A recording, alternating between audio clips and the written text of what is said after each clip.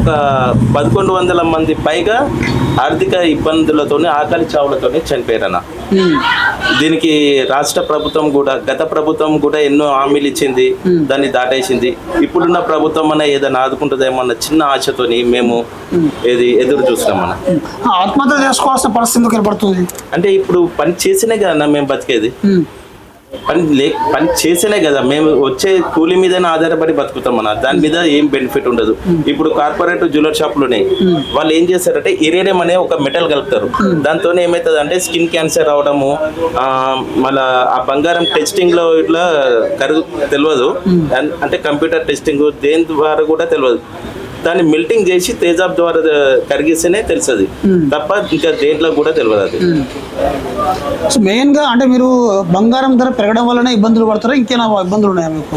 అంటే మెయిన్గానైతే బంగారం ధరనైనా, ఎందుకంటే 1,63,000 పెట్టి